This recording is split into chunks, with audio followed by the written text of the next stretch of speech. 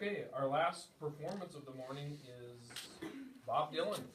Ladies, whenever you're ready. Hi, I'm AC Ipswell. I'm Emily Rosenbaum, and we are doing how Bob Dylan explores the civil rights movement through music. Good morning, everyone. I'm Emily Rosenbaum, and this is Joan Byers. And today I'm going to interview her and ask her some questions about how Robert Allen Zimmerman explores the civil rights movement through music, how he exchanged his feelings with the protesters, and how his encounters with the civil rights movement is important because it eventually led to the Civil Rights Act of 1964. Now I'm going to talk to Joan Byers. So, Joan Byers, what happened with the civil rights movement? Well, before the civil rights movement began in 1954, Rosa Parks refused to give up her lawsuit, so that caused African Americans to fight for equal rights. Who is Robert Allen Zimmerman anyways? Robert Allen Zimmerman is Bob Dylan's real name before he started singing. How did you meet him? Well, he actually dropped out of college to go meet his idol, Woody Guthrie. Then, when he first met me in New York City, first taught me how to sing and play guitar. Then, he performed in the March on Washington. So, what was the first protest song he ever wrote?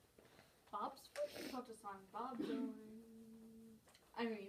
about that. Bob's first protest song he ever wrote was The Death of Emmett Till. So, what was the March on Washington? It was about jobs and freedom. So, who was in the March on Washington?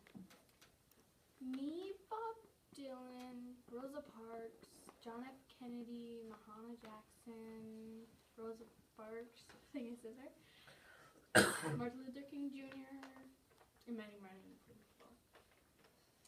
So, when was the March on Washington? It was on August 28th, 1963.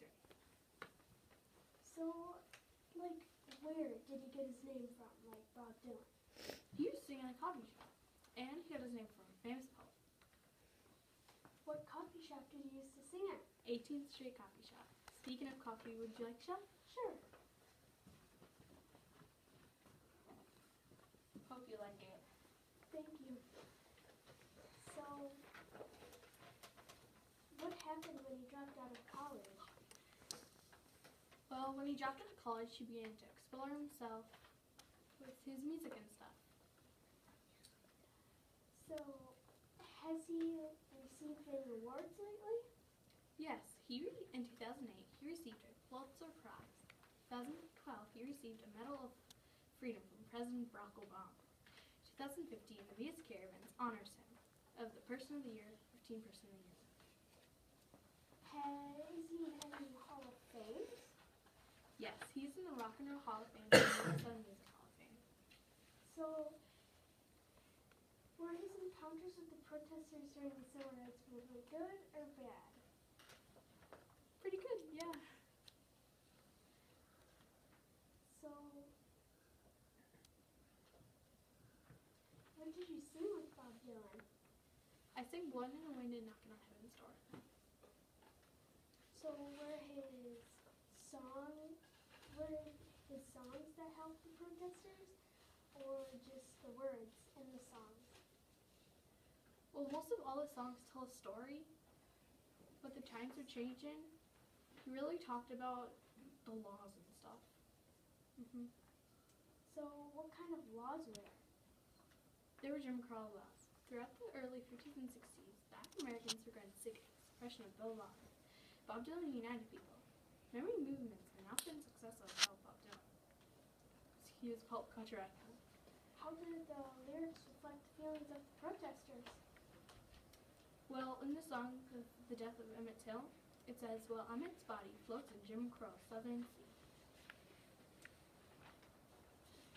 Who encouraged him to go down the music path? His girlfriend encouraged him to go on the music path to perform at rallies and politics. So, where exactly were the African Americans banned from? Mostly everywhere, but bathrooms, theaters, train cars, classrooms. So, does he still sing on tour today?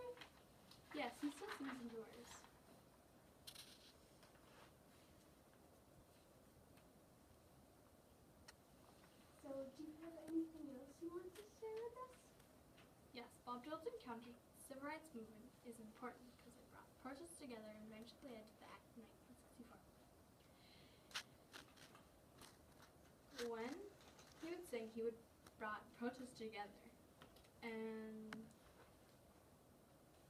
it's important because he exchanges feelings with the protesters. That was impressive, Joan. Thank you. Thank you so much for letting me come to your house and enjoy this wonderful coffee. Welcome. Hope you like it. Thank you. Thank you, ladies and gentlemen.